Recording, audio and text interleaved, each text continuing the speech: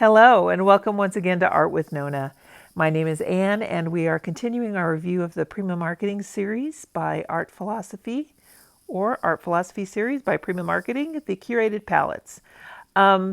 This one is the Tropicals palette and I am using my Tracy Lebenson handmade paintbrushes today with bamboo handles. I have two of the Goat synthetic blends here. I love them. I absolutely love them. Highly recommend them. They're very much worth the investment. I'll put a link to her website in the description. I'm just going in with water here for this Plumaria that we're going to paint. I thought a lovely tropical flower would be great for this palette. So I've drawn it out and I'm going in with each petal and wetting each area. And I've used 4 of the paints primarily throughout this entire flower. I used pitaya, sunset, coconut, and pineapple. And those are their kind of like a quinacridone, magenta, opera rose, azo gold, and kind of a yellow ochre, the coconut. It's not quite that muddy. But yeah, these are really beautiful colors. That pineapple is just a lovely, lovely gold. And you can see all those tones in that picture there from Unsplash. I'll put a link to that in the description as well. So I'm just going in and taking advantage of these, the ability of these brushes. You can see they lift color very well. And they come to such a fine point you can get amazing detail. Really wonderful when you're doing florals like this.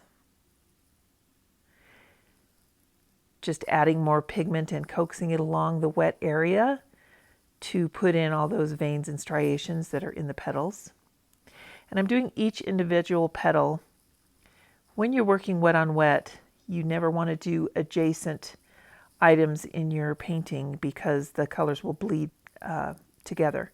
So you can see I moved to another section of the flower here. Just filling that petal with water. This petal is kind of folded over on itself. So I want to get the shading just right. And you can see I put the concentration of pigment along one edge where it's folded, and then I coaxed it out toward the end of the petal. And my painting is not going to be an exact reproduction of this wonderful photograph. I'm just trying to get the feel and sense that we're painting a Plumaria blossom. Watercolor always dries lighter, so you want to try and account for that when you're painting. Just realize that the pigment that you put down will be a little bit lighter. I like to be conservative, as a lot of artists say, and I wholeheartedly agree. In watercolor, less is more. You can always go back and put in another wash to highlight things or add shadows, but it's more difficult to take things away, especially with some of these pigments that might be staining. And these deep magenta tones typically do tend to be staining.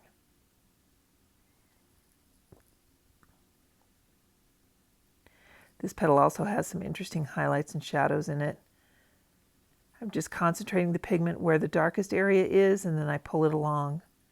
And we're just kind of skipping through this process. I'm just continuing to find each petal, put the pigment where the darkest shadows are, and then pull it along.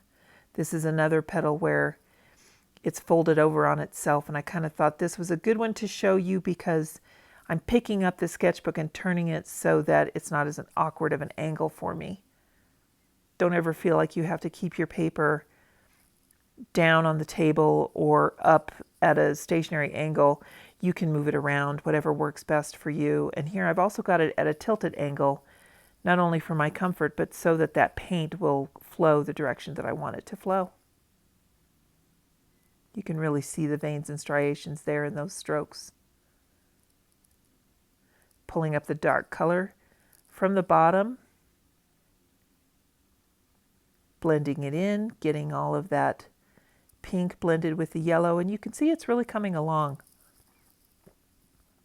Now I think what we should do is give it a background. This is just in my sketchbook, and you can see on the upper left corner there of the paper there's a smudge, and that's the reason I decided not to leave it just a white background. I wanted to cover that little smudge so that it was a little more pleasant to look at. I'm now going in with the blue which is called Hurricane in this palette.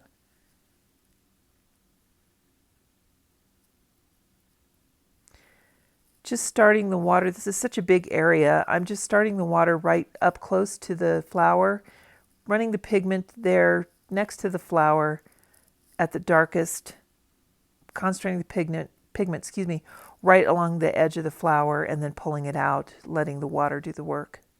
And now I've added some of that pineapple shade, kind of trying to let those mix and become green.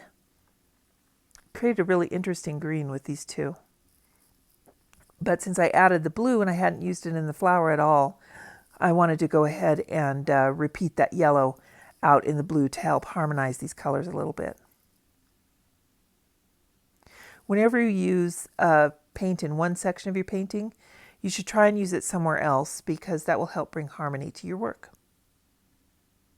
Just had a little loose thread there, just pulled that out. And this is all wet on wet, and you can see I'm just coaxing the pigment around.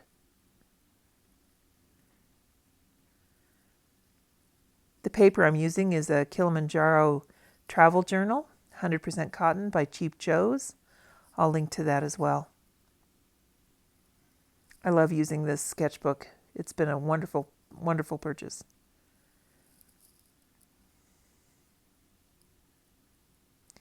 And you can see these pigments are blending on the paper quite nicely.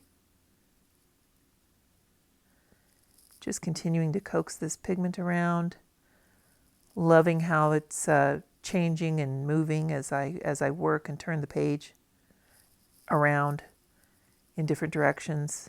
You can see that pigment moving and merging with the blue with the yellow.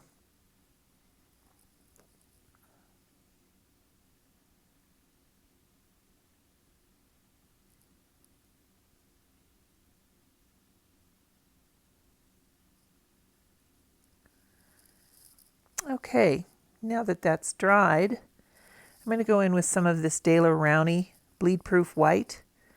It's my favorite. I really like it. I picked it up at our local art store. Gyrie's is the chain in my area, and I can link to their website for you as well. They do ship online. We're going to zoom in here and we'll see what I'm doing. I did the original pistils and stamens, whatever those are in the flower, with the bleed proof white so that they would lift off a little bit. And then I went in with some of that coconut and tiki, those two colors, to try and get them to blend and look like a little elevated gold. And now I'm going back in with that bleed proof white and adding some highlights, going in with the tiki and deepening the shadows. Just trying to get the delicate nature of those all set. Dry that off with my heat tool, and then when it's all said and done, I realize that that petal up there is too light. So once again, I'm going to go in with the water and get it wet. Not lifting the pigment beneath it, I'm doing this very gently. Making sure that I've got the water precisely in that petal. And there you can really see how I run the pigment along the edge and pull it down in to coax it. Do the same thing from the base end of the petal. And now we'll go in with some of that lovely pineapple shade. And that helps that petal's value catch up with the rest of the flower. Drying it with a heat tool.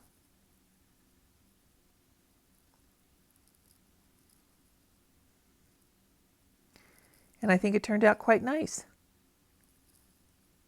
Go ahead and give this a signature. And that would be my review of the Tropical set by Prima Marketing and Art Philosophy.